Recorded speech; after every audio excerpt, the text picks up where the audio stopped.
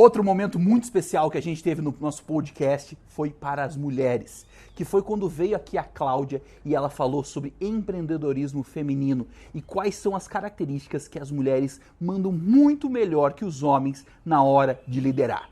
Como que você chegou nesse projeto e o que te motivou a começar a trabalhar esse desenvolvimento de liderança focado nas mulheres? Tá, bacana. Eu gosto bastante de falar sobre isso, eu já falei bastante, assim, em vários lugares que eu estive. Às vezes eu conto alguns fragmentos, vou fazer um resumo e aí a gente vai se aprofundando conforme o assunto for seguindo, né? Bom, o meu primeiro emprego foi no banco, eu trabalhei durante 7 anos, né, no banco em si. Comecei como terceirizada e depois trabalhei como efetiva.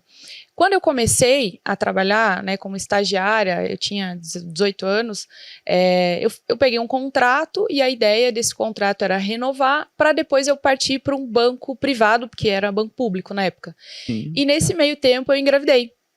Engravidei com 19 anos, tive filho com 20, então esse contrato ele não foi renovado, eu entendia que não dava, ninguém quer renovar, ninguém quer contratar uma mulher, infelizmente assim, eu sei que tem empresas que já mudaram isso, mas o combo que a empresa mais tem pavor é da mulher grávida que quer trabalhar e atuar profissionalmente, enfim.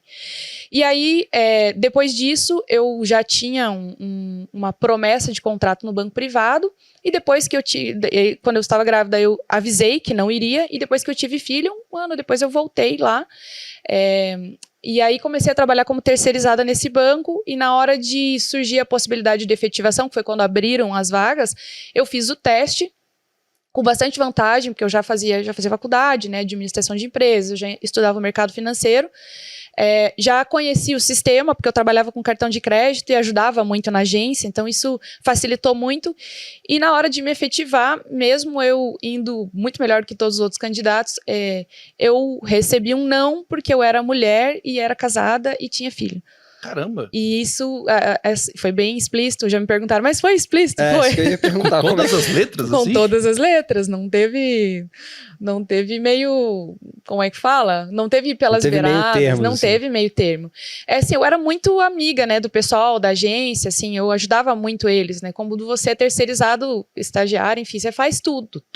Você não faz só o teu trabalho, você faz o que pedir. Então, eles gostavam bastante, né, do meu trabalho.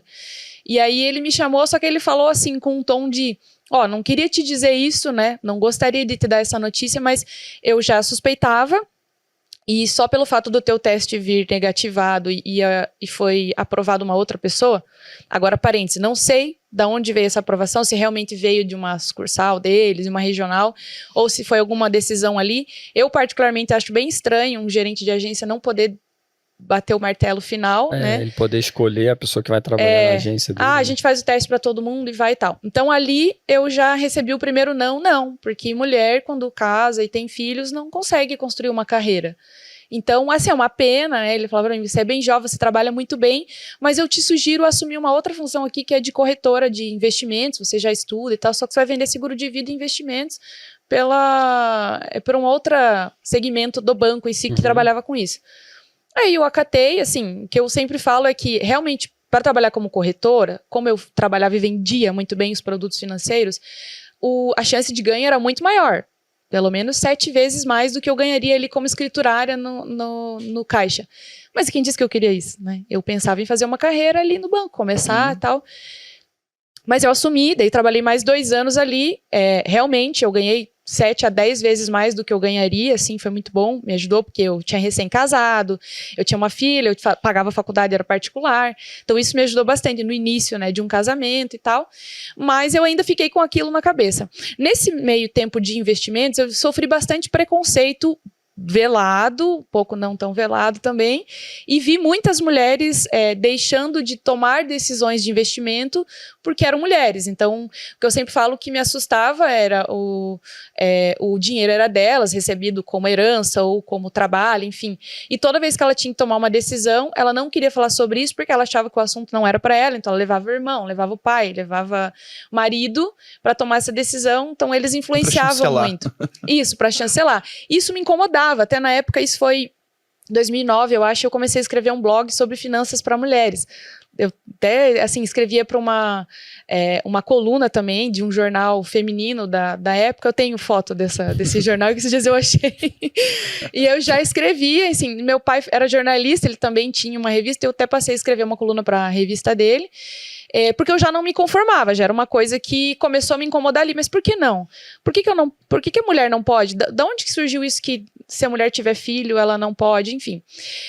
Mas mesmo assim eu queria chegar numa posição, pelo menos de gerente de contas, que era o que ele falou que não aconteceria, e eu acabei sendo contratado por um outro banco, que eu sempre falo, e eu era muito fã, assim, que era o HSBC, que nós nem temos mais, né? E trabalhei mais 2 anos como gerente de relacionamento ali, pessoa física. E aí ali eu já entendi que não era, de fato, que eu queria ficar vendendo produto financeiro.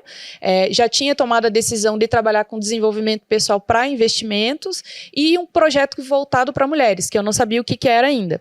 Mas eu acabei saindo e assumi uma rede de franquias que era da família do meu ex-marido, uma rede de franquias de cosmético que que as funcionárias eram 99,9% mulheres. E que muito provavelmente tinham os mesmos desafios que eu tinha. Então, para mim, não tinha margem, porque eu era mulher, porque tinha filho pequeno, então eu tinha que trabalhar, na verdade, um pouco mais, e sempre batia as metas acima, justamente porque o meu maior medo era que me questionassem. Se um dia eu precisasse faltar, por exemplo, que me questionasse, mas é porque tem filho. Mas eu sabia, porque é mãe. Mas isso... E assim, aonde eu trabalhava, eu não tinha esse problema, porque eu tinha uma pessoa que me ajudava, trabalhava comigo e tal, mas eu via outras mulheres que tinham essa dificuldade e sempre era uma reclamação. Então, isso foi gerando em mim uma necessidade de incentivar as mulheres a fazerem algo que eu fazia e dava certo. Obviamente que eu sei que a minha realidade é diferente, meu perfil é diferente, né?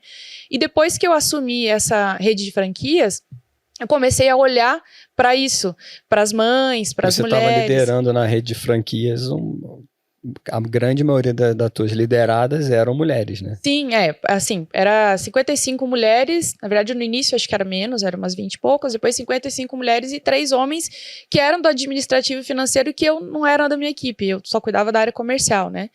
Então, aí isso me ajudou muito, porque assim, eu acabei aprendendo a trabalhar de um jeito que conseguia performar muito bem, meio que passando por cima de todas as dificuldades que a mulher tem, mas quando eu fui liderar, eu entendia que existiam essas dificuldades, então eu conseguia ajudar elas a lidar com isso.